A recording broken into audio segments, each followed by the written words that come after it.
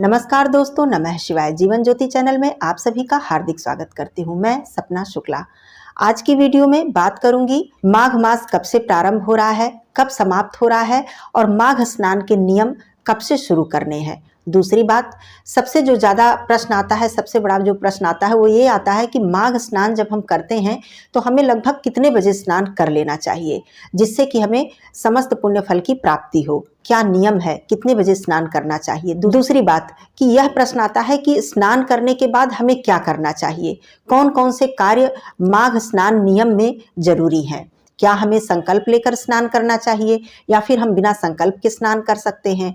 बहुत सारी ऐसी बातें माघ स्नान नियम के विषय में जो भी हमारे भाई बहन नहीं जानते हैं, नहीं समझ पाते हैं, उनके मन में ये प्रश्न हमेशा आता है कि हमें माघ स्नान कब करना चाहिए, कितने बजे करना चाहिए, किन चीज़ों का दान करना चाहिए, माघ मास महात्म्य में क्या क्या नियम बताया गया है माघ स्नान के विषय में।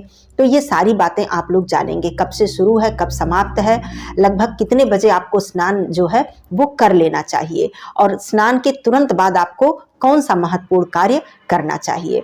तो सारी बातें आप लोग जानेंगे इस वीडियो में। बहुत ही उपयोगी, बहुत ही हेल्पफुल होने वाली है आप लोगों के लिए ये वीडियो। और जो भी मेरे भाई बहन माघ मास में स्नान का संपूर्ण पुण्य फल प्राप्त करना चाहते हैं, तीर्थ स्थल पर नहीं जा पा रहे हैं, संगम में नहीं जा पा रहे हैं, गंगा स्नान नहीं कर पा रहे हैं, तो घर बैठे बैठे ही माँ गंगा जी के दर्शन का, गंगा स्नान का और माँ गंगा जी के दीपदान का संपूर्ण पुण्य फल घर बैठे बैठे ही आप पूरे माघ मास का संपूर्ण पुण्य फल कैसे प्राप्त कर सकते हैं। तो आइए एक एक करके संपूर्ण जानकारी हम लेते हैं इस वीडियो में। आप लोगों के लिए बहुत ही उपयोगी है ये वीडियो, अंत तक बने रहिएगा। चैनल पे पहली बार हैं तो चैनल को सब्सक्राइब जरूर ही कर लीजिएगा। वीडियो मेरा उपयोगी लग जाए, पसंद आ जाए तो इसे लाइक जरूर कीजिएगा और लोगों में शेयर कर दीजिएगा। कमेंट बॉक्स में ओम नमो भगवते वासुदेवाय अवश्य लिखिएगा दोस्तों। तो चलिए एक एक करके बातों को शुरू करते हैं। सबसे पहले मैं बता दूं कि 2025 में माघ मास प्रारंभ हो रहा है 14 जनवरी से। इसी दिन मकर संक्रांति है और इसी दिन माघ मास का पहला दिन अर्थात प्रतिपदा तिथि है। लेकिन यहाँ पर समझने वाली बात यह है कि 14 जनवरी से 12 फरवरी तक माघ मास रहने वाला है। लेकिन हमें स्नान कब से शुरू करना है, हमें नियम कब से उठाना है, ये नियम हम 13 जनवरी से ही उठाएंगे, क्योंकि पौष पूर्णिमा से ही जो नियम है वो शुरू कर दिए जाते हैं। जिस प्रकार से बैसाख स्नान में चैत्र पूर्णिमा से ही हम स्नान शुरू कर देते हैं, उसी प्रकार माघ मास में पूर्णिमा से ही हमें ये प्रारंभ करना होता है और माघ पूर्णिमा तक इसको पूरी नियम को लेकर चलना होता है और माघ पूर्णिमा पर इसका समापन उद्यापन करना होता है।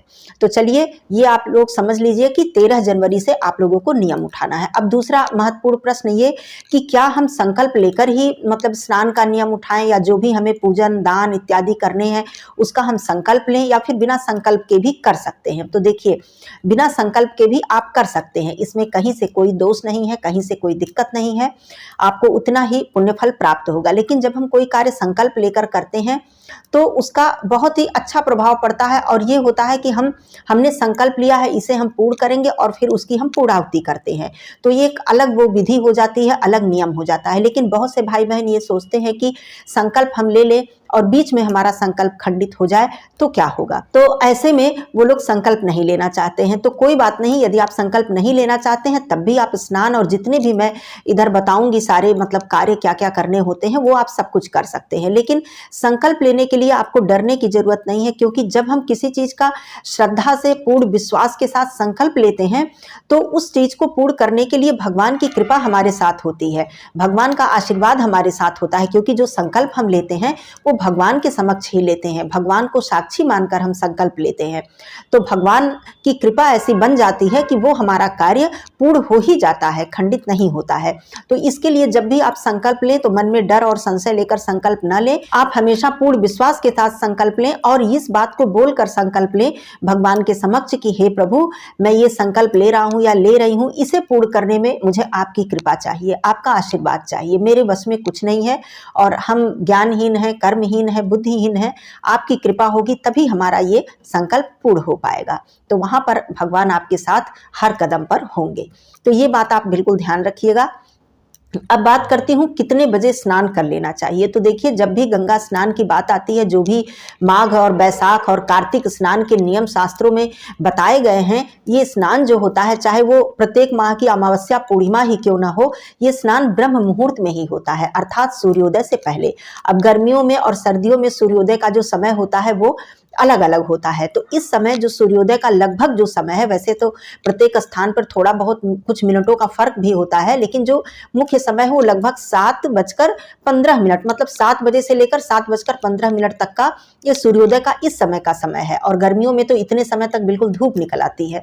तो इस समय ये समय है सूर्योदय का। तो आपको स्नान कब करना है? तो लगभग यदि आप 6 और 6:30 बजे भी स्नान कर लेते हैं और 7 बजे तक आप अपना पूजन, मतलब माता तुलसी जी की पूजा, भगवान सूर्य देव जी की पूजा आप कर लेते हैं, तो ये आपका जो है ये सही नियम है, मतलब ये उचित नियम है जो शास्त्रों में बताया गया है। तो सूर्योदय से पहले आपको स्नान करना है, तो आप 6 बजे, 6:30 बजे इसके अंदर ही अंदर आप स्नान कर लें।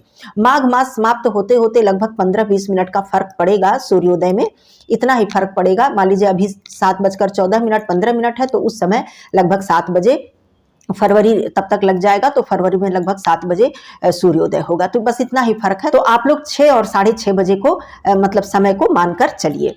तो ये बात हो गई। अब स्नान के बाद हमें क्या करना चाहिए जिससे कि घर बैठे बैठे हमें माँ गंगा जी के मतलब स्नान और दर्शन का पुण्य फल प्राप्त हो। तो स्नान के तुरंत बाद आपको सबसे पहले तो हर हर गंगे बोलते हुए माँ गंगा जी का ध्यान करके, उन्हें प्रणाम करके, उनका स्मरण करके हमें स्नान करना चाहिए। और स्नान के तुरंत बाद हमें माँ गंगा जी के निमित्त दीपदान करना चाहिए। अब घर पर हैं तो हम कहाँ करेंगे? तो आपके घर का जो मुख्य स्रोत है पानी का, वहां आप कर सकते हैं। अपने पूजा स्थल पर, जैसे हम गंगा जी को अपने पूजा स्थल पर रखते हैं, हमारे धर्म में गंगा जी की पूजा प्रतिदिन होती है, मंदिर में हमारे गंगा जी विराजमान होती हैं, तो वहां पर भी आप दीपदान, उनका स्मरण करके, उनका ध्यान करके, सारी बातें भाव से ही जुड़ी हुई हैं, तो भाव पूर्वक आप उनका ध्यान करके कि हे माँ गंगा, मैं वहां तक तो नहीं पहुंच पाया या पहुंच पाई, यहीं से मैं आपको प्रणाम करती हूँ और दीपदान आपके निमित्त करती हूँ, आप स्वीकार कीजिए, मुझे आशीर्वाद दीजिए, हमारे समस्त पातक नष्ट हों, हमारे पाप नष्ट हों और हमारे अपराध क्षमा हो। तो इस प्रकार से माँ गंगा जी का ध्यान करते हुए आप अपने घर के मुख्य स्रोत पर, पानी के मुख्य स्रोत पर, या तो फिर आप अपने घर के पूजा मंदिर में माँ गंगा जी के समक्ष प्रतिदिन आपको दीपदान करना है। इससे आपको गंगा स्नान का पुण्य फल प्राप्त हो जाता है। क्योंकि जो लोग मतलब तीर्थ स्थल पर कल्पवास इत्यादि करते हैं, 1 माह तक वहां रहते हैं, स्नान करने जाते हैं, तो दोनों ही समय माँ गंगा जी के निमित्त दीपदान जरूर करते हैं। तो ये कार्य आप लोग कर लीजिएगा। अब ये कार्य हो गया तो आपको गंगा स्नान का पुण्य फल प्राप्त हो गया। अब पानी, यदि आप गर्म पानी से नहाते हैं, यहाँ पर मैं बता दूं, तो आप गंगा जल उसमें मत डालिएगा, काला तिल डालकर आप स्नान कीजिएगा। यदि आप ताजे जल से नहाते हैं, ठंडे पानी से, तब आप गंगा जल डालकर स्नान कर सकते हैं। अब यहाँ पर दूसरा जो महत्वपूर्ण कार्य आता है, स्नान के बाद आपको भगवान सूर्य देव जी की पूजा, माता तुलसी जी की पूजा, पीपल पूजा, केले की पूजा, आंवले वृक्ष की पूजा, मतलब देव वृक्ष की पूजा। देखिए, केले का जो वृक्ष है भगवान विष्णु जी उसमें वास करते हैं, आंवले के वृक्ष में भगवान विष्णु जी वास करते हैं, पीपल वृक्ष भगवान विष्णु जी का स्वरूप माना गया है, तुलसी के मूल में भगवान विष्णु जी का वास होता है और तुलसी माता विष्णु प्रिया है, आप सभी लोग जानते हैं। तो ये सारे जो वृक्ष हैं, इनकी पूजा करना हमारे लिए सबसे महत्वपूर्ण हो जाता है, अत्यंत पुण्यदायी हो जाता है। तो ये कार्य आप करेंगे। अब दूसरा आप क्या कार्य करेंगे? अब दूसरा कार्य आप करेंगे दान। अब दान माघ मास में क्या करना चाहिए? तो दान तो कितना करना चाहिए इसकी तो कोई सीमा नहीं है, लेकिन दान जो मुख्य है वो तिल दान, आपको तिल और गुड़ का दान जरूर करना चाहिए। तो तिल का दान आप करें, उसके साथ कुछ अनाज भी रखें, तिल दान करें, कुछ दक्षिणा रखें। इतना तो बिल्कुल साधारण दान मैं बता रही हूँ, इसे आप कर सकते हैं। और बाकी दान, गर्म कपड़ों का दान, अन्न दान, वस्त्र दान, जूते चप्पल का दान, और जितनी भी जरूरत की चीजें हैं, खाने पीने की चीजें हैं, उनका दान, मतलब अन्न के साथ आप सब्जियां, फल, मिष्ठान, घी, तेल, दूध, दही, मतलब सब चीजों का आप दान कर सकते हैं। लेकिन जो माघ मास का मुख्य दान है वो तिल है, गुड़ है, शकरकंदी है, मूंगफली है, इन सारी चीजों का दान महादान बताया गया है, और गर्म वस्त्रों का दान बताया गया है। तो इन सारी चीजों का आप दान कीजिए। ये कार्य हो गया। अब जो दूसरा महत्वपूर्ण कार्य आता है वो आता है भगवान विष्णु जी की पूजा। तो इस माघ मास में हम भगवान विष्णु जी की जितनी ही पूजा करेंगे, मंत्र जप करेंगे, नाम जप करेंगे, भगवान विष्णु जी को तुलसी पत्र अर्पित करेंगे, और विष्णु सहस्त्र नाम का पाठ करेंगे, गजेंद्र मोक्ष का पाठ करेंगे, या फिर हम ओम नमो भगवते वासुदेवाय इस मंत्र का जप करेंगे, जो भी हमसे हो सकेगा, विष्णु चालीसा का पाठ करेंगे। ये जो सारे कार्य हैं, ये हमारे लिए अत्यंत ही पुण्यदायी कार्य है। तो ये कार्य हम करेंगे। उसके बाद भगवान विष्णु जी को नैवेद्य भोग प्रसाद अर्पित करेंगे। तिल के लड्डुओं का भोग लगाते हैं हम माघ मास में, और भगवान विष्णु जी के नाम का जप करते हैं, उनकी आरती करते हैं। उन्हें प्रतिदिन हम तुलसी पत्र जरूर अर्पित करते हैं। माघ मास में हो या कार्तिक मास में हो या प्रतिदिन हो, भगवान विष्णु जी को हम यदि आधा पत्र भी हम तुलसी का अर्पित कर देते हैं, तो इससे कितने गुना हमें पुण्य फल प्राप्त होता है, इसका वर्णन कर पाना मुश्किल है। स्कंद पुराण में ये बात कही गई है। तो इस तरह से आप तुलसी पत्र प्रतिदिन अर्पित करें, और उनके चरणों से वो तुलसी पत्र आप अपने मस्तक पर लगाएं, आप उसे ग्रहण करें। तो ये जो है, ये अत्यंत ही पाप को नाश करने वाला ये कार्य है। आपके समस्त पापों का इससे नाश होता है। तो ये कार्य आप महत्वपूर्ण जो है माघ मास में इसे कर लीजिएगा। अब मैं तिल का प्रयोग बताती हूँ। तो तिल का स्नान आप कर लीजिए, मतलब पानी में तिल डालकर स्नान कर लीजिए। तिल का दान कर दीजिए, तिल का भोग लगा दीजिए, तिल से हवन कर लीजिए, तिल का सेवन कर लीजिए। ये है तिल के मुख्य कार्य, खास करके माघ मास में। दोस्तों, ये जो तिल होता है, ये छोटे छोटे जो तिल के दाने होते हैं, ये इतनी छोटी सी चीज है, बहुत आसानी से हमें मिल जाती है, लेकिन इससे इतना पुण्य हमें प्राप्त होता है। प्रतिदिन जो भी व्यक्ति भगवान शिव जी को, मतलब शिवलिंग पे काला तिल अर्पित करता है, जल अर्पित करने के बाद उसके समस्त पाप नष्ट होते हैं। भगवान विष्णु जी को तिल के लड्डुओं का भोग लगाना या फिर तिल का दान करना हमारे समस्त पातक को नष्ट कर देता है। इतना ज्यादा, मतलब ये जो सामग्री है छोटी सी, ये इतनी ज्यादा महत्वपूर्ण है। तो इस माघ मास में तिल का तो बहुत ही ज्यादा महत्वपूर्ण मतलब स्थान है। तिल से आप लोग इतने कार्य जो मैंने बताया, स्नान, सेवन, भोग प्रसाद, हवन और दान, ये कार्य आप लोग तिल से जरूर कर लीजिएगा। अब हवन की बात मैं करूं तो माघ मास में हवन का विशेष महत्व है, वो भी तिल से हवन का। कोई भी कठिन कार्य नहीं है। गाय का उपला हो या आम की लकड़ी हो, छोटा सा कोई पात्र हो, हवन कुंड मिट्टी का भी आता है, छोटा सा हवन कुंड सभी के घरों में होता है। नवरात्रि में हम सभी लोग प्रयोग करते हैं। उसमें आप थोड़ा सा आप अग्नि प्रज्वलित कीजिए। गुड़, तिल और घी थोड़ा सा मिलाकर, हवन सामग्री हो तो पैकेट का एक ही बार आप मिलाकर, जैसे माघ मास प्रारंभ हो रहा है उसके पहले आप ये सब तैयारी कर लीजिए। एक ही में मिलाकर आप किसी पात्र में बंद करके आप रख लीजिए। प्रतिदिन आपको कुछ भी मिलाने या करने की जरूरत ही नहीं है। आपने अग्नि प्रज्वलित की और आप ओम नमो भगवते वासुदेवाय इस मंत्र से आपने 5 आहुति दे दी या 7 आहुति दे दी, जितना भी आपकी मतलब जितनी भी इच्छा है आपने दे दी। हो गया। इतना मतलब छोटा सा कार्य है, और इससे आपके घर का जो वातावरण है ये सकारात्मक होगा। अग्नि का जो हवन का धुआं होता है, यदि घर में गूंजता है तो उससे घर की सभी नकारात्मक शक्तियां दूर हो जाती हैं, और जो पुण्य फल की प्राप्ति होती है वो अलग से। तो कितना ज्यादा मतलब लाभदायक है ये कार्य। तो ये भी कार्य आप लोग कर लीजिएगा माघ मास में। तो माघ मास में ये सारे कार्य आप चाहें तो संकल्प लेकर करें और चाहे तो बिना संकल्प के करें। अब मैं बात करती हूँ कि मान लीजिए कोई ऐसे भी भाई बहन है जिनकी शारीरिक स्थिति सही नहीं है, वो स्नान सुबह सवेरे ब्रह्म मुहूर्त में नहीं कर पाते हैं, अस्वस्थ हैं, वो क्या करें? तो बहुत सारे नियम हैं। जरूरी नहीं कि स्नान करें तभी आप कोई नियम उठाएं।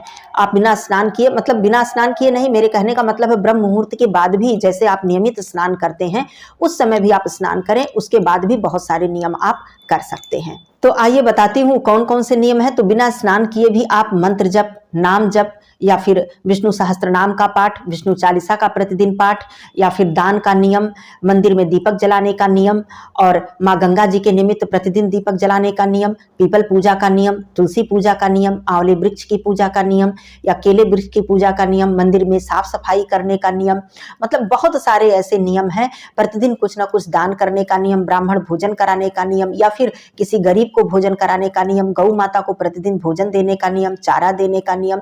बहुत सारे ऐसे नियम हैं जो हम कर सकते हैं। हम स्नान अपने समय पर ही करें और बाद में हम ये सारे कार्य कर ले, तो ऐसा नहीं है कि हमें पुण्य फल की प्राप्ति नहीं होगी, बिल्कुल होगी। क्योंकि हम कुछ भी धर्म कार्य कर रहे हैं, श्रद्धा से कर रहे हैं, भक्ति से कर रहे हैं, और हमारी जो स्थिति परिस्थिति है, हमारी जो शारीरिक स्थिति है, इसे भी भगवान जानते हैं, देखते हैं, समझते हैं। तो इस तरह से हम यदि करेंगे उसका भी हमें समस्त पुण्य फल प्राप्त होगा। तो इस तरह से आप और भी नियम उठा सकते हैं और संपूर्ण मतलब माघ मास में इसका आप पालन कर सकते हैं। अब यहाँ पर यह भी बता दूं कि मान लीजिए कोई भी भाई बहन ऐसे हैं जो प्रतिदिन उन्हें समय नहीं है कुछ भी नियम करने का, वो क्या करें? तो वो माघ मास में जो प्रमुख तिथियां आती हैं, जो महत्वपूर्ण तिथियां आती हैं, कौन कौन सी हैं? सबसे पहले तो गणेश चौथ, जिसका कि कितना ज्यादा महत्व है। माताएं बहनें इसमें व्रत रखती हैं, निर्जला व्रत धारण करती हैं, तो ये चौथ व्रत भगवान गणेश जी को और भगवान चंद्रदेव जी को समर्पित है। इसमें आप संपूर्ण नियम कर सकते हैं, जितने भी नियम मैंने बताए स्नान के और बाद में जितने भी दान पूजन, ये सब आप इस मुख्य तिथि पर कर सकते हैं। अगली तिथि मान लीजिए एकादशी आ गई, द्वादशी तिथि भी उतनी ही महत्वपूर्ण होती है जितनी की एकादशी होती है, उस पर आप करें। प्रदोष आता है अर्थात त्रयोदशी तिथि आती है, अमावस्या आती है, फिर अगले पक्ष में फिर एकादशी आती है, प्रदोष आता है, पूर्णिमा आती है। तो ये जो मुख्य तिथियां हैं, बसंत पंचमी इसमें पड़ेगी। तो ये सारी जो मुख्य तिथियां हैं, प्रमुख तिथियां हैं, इस पर भी आप ये सारे कार्य कर लेते हैं, स्नान दान पूजन हवन इतने तिथियों पर कर लेते हैं, तब भी आपको अनंत गुना पुण्य फल की प्राप्ति होती है। माघ मास में व्रत की जहां तक बात करूं तो जरूरी नहीं कि आप पूरे माह व्रत रखें। पहले के समय में लोग व्रत भी रखते थे, लेकिन अब तो बहुत ही मतलब शारीरिक स्थिति लोगों की अब उतनी सही नहीं रह गई है, तो व्रत आप पूरे माह का न रख पाए, यदि लहसुन प्याज का त्याग कर पाए तो भी अच्छी बात है, नहीं भी कर पाते हैं तब भी आप ये सारे कार्य कर सकते हैं। और मुख्य जो तिथियां मैंने बताई, केवल उस दिन पर आप सात्विक भोजन लें, उस दिन आप लहसुन प्याज का सेवन न करें, व्रत न भी रख पाए, तब की बात मैं कर रही हूँ, तब भी आपको उतना ही पुण्य फल प्राप्त होगा। तो व्रत के भी बहुत सारे नियम हैं, और व्रत का मैं दूसरा नियम भी बता दूं कि उससे भी आपको व्रत जितना ही पुण्य फल प्राप्त होता है। क्या है वो नियम? अपनी किसी प्रिय वस्तु का त्याग कर देना। जैसे कि माघ मास का कोई भी नियम आप नहीं उठा पा रहे हैं, मान लीजिए स्नान नहीं कर पा रहे हैं ब्रह्म मुहूर्त में, तो आप पूरे माघ मास में किसी प्रिय वस्तु का त्याग कर दें, जो वस्तु आपको बहुत ही प्रिय हो। खाने पीने की बात मैं कर रही हूँ, खाद्य पदार्थ में जो वस्तु आपको बहुत प्रिय हो, उसका पूरे माह आप उसका त्याग कर दें, और अंतिम में माघ पूर्णिमा पर उस वस्तु का दान करके उसके बाद उस वस्तु का सेवन करना आप शुरू करें। ये भी एक प्रकार का व्रत है। वैसे तो माघ मास में शास्त्रों में मूली त्याग करने का नियम बताया गया है कि माघ में हमें मूली नहीं खाना चाहिए, ये वर्जित बताया गया है। तो दोस्तों, गंगा पूजन, गंगा स्नान, दान, हवन, दीपदान, ये सारे कार्य आप घर बैठे बैठे ही संपूर्ण पुण्य फल इन सभी कार्यों का आप प्राप्त कर सकते हैं। तो ये सारे कार्य आप लोग करके अनंत अनंत गुना पुण्य फल की प्राप्ति करें। भगवान विष्णु जी की कृपा आप लोगों के ऊपर सदा बनी रहे। फिर मिलती हूँ अगले वीडियो में, तब तक के लिए धन्यवाद। नमः शिवाय। हर हर महादेव।